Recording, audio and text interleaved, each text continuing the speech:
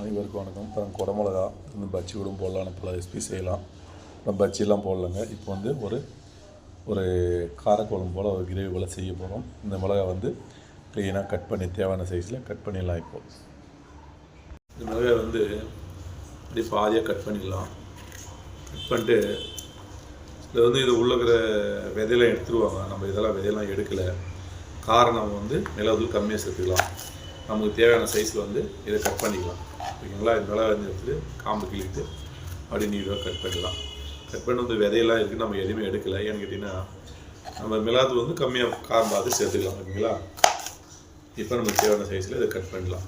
எல்லா மிளகாய் வந்து அதை எவ்வளோ கட் பண்ணிடலாம். ஓகேங்களா? அனைவருக்கும் வணக்கம். மொச்சக்காய் வந்து 1 கேஜி வாங்கிட்டு குடிச்சிட்டு ஃப்ரிட்ஜில் நல்லா வச்சுருந்தோம். கொஞ்சம் லைட்டாக முளைஞ்சி வந்திருக்கு. இது வந்து 2 விசில் வேக வச்சு வச்சுருக்கோம். இது வந்து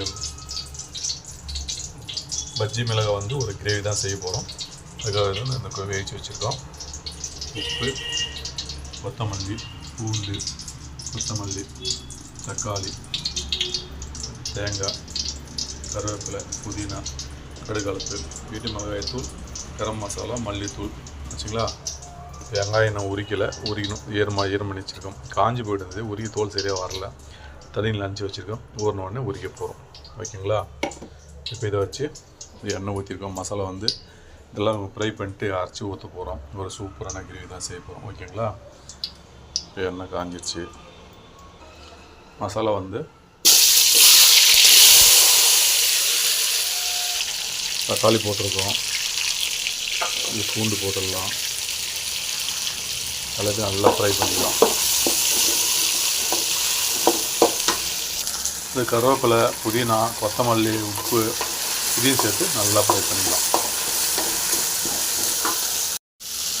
வெங்காயம் உரிச்சாச்சு.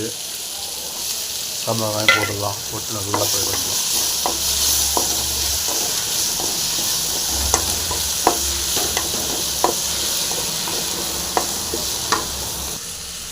தேங்காய் இதிலே போட்டுடலாங்க.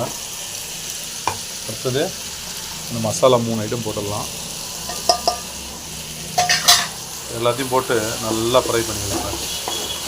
இது நல்லா ஃப்ரை ஆன உடனே எடுத்து ஆற வச்சுட்டு க்ளீனாக மிக்சியில் அரைச்சிட்டு அப்படியே இதை தாளித்து இது ஊற்றிட்டு மறுபடியும் காயெல்லாம் போட்டு க்ளீனாக பண்ணிடலாம். ஓகேங்களா?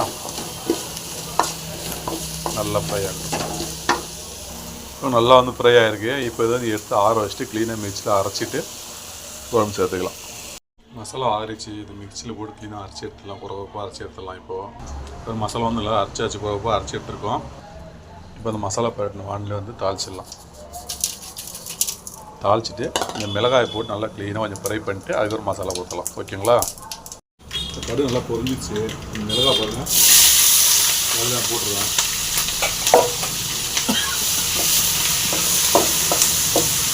இந்த மிளகாய் வந்து பஜ்ஜி மிளகாய். இது இன்னும் ஒரு காரக்குழம்பு கிரேவி மாதிரி செய்ய போகிறோம். அது இந்த தாளித்த உடனே இந்த மிளகாய் வந்து ஒரு 5 நிமிஷம் வந்து நல்லா ஃப்ரை ஆகட்டும். அதுக்கப்புறமா நம்ம வந்து அரைச்ச மசாலா ஊற்றிடலாம். நல்லா ஃப்ரை பண்ணிடலாம். நல்லா கொஞ்சம் ஃப்ரை பண்ணதுக்கப்புறம் தான் மசாலா ஊற்றிட்டு அது ஒரு உப்பு, காரம் எல்லா மசாலாக்களும் கரெக்டாக செக் பண்ண போகிறோம். ஓகேங்களா? நல்லா ஃப்ரை ஆகிடுச்சு மிளகா. இப்போ நம்ம அரைச்ச மசாலா ஊற்றிடலாம்.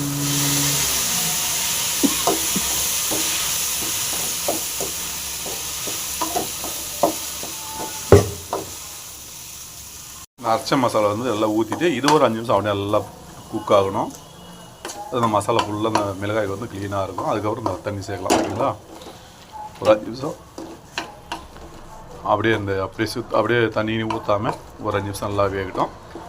நல்லா அந்த மசாலா பிடிச்சதுக்கு அப்புறமா நம்ம தண்ணி சேர்த்துக்கலாம். ஓகேங்களா?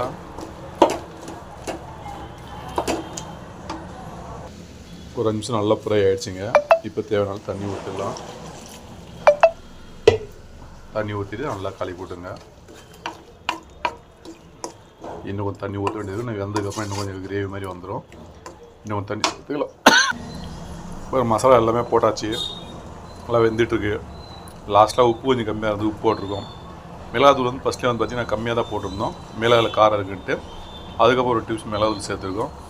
வெந்துட்டுருக்கு. ஒரு 5 நிமிஷம் வெந்தோடனே இந்த மொச்சக்கொட்டை வந்து வேவிச்சு வச்சுருக்கோம், அதை வந்து போட்டு அப்படியே க்ளீனாக இறக்கிடலாம். ஓகேங்களா? சூப்பரான குடமிளகா காரக்குழம்பு கிரேவி ரெடி ஆகிடுச்சு, அருமையாக டேஸ்ட்டில். ஓகேங்களா? நல்லா வேகட்டும். பாருங்கள், பஜ்ஜி மிளகாய் காரக்குழம்பு சூப்பராக ரெடி பண்ணிட்டோம். ஓகேங்களா? நல்லா வெந்திருக்கு. இப்போ நம்ம மொச்சக்கொட்டை வேவிச்சு வச்சுருக்கோம், அந்த சேர்த்து மொட்டை வச்சு வேவிச்சு வச்சுருக்கோம், அது சேர்த்துலாம். லாஸ்ட்டாக சேர்த்துலாம். இது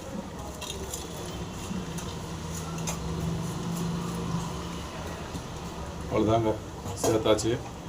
2 நிமிஷம் வெந்த உடனே ஆல்ரெடி வெந்துருச்சு, எல்லாம் வெந்தது தான். இந்த கொட்டை போட்டுருந்தீங்க, அதனால 2 நிமிஷம் அப்படியே இருக்கும். லாஸ்ட்டாக வந்து கொத்தமல்லி சேர்த்துடலாம். சேர்த்துட்டு நல்லா கலக்கிங்க. கலக்கிட்டு லாஸ்ட்டாக வந்து ஒரு முறை வந்து உப்பு காரங்களை செக் பண்ணிடலாம். உப்பு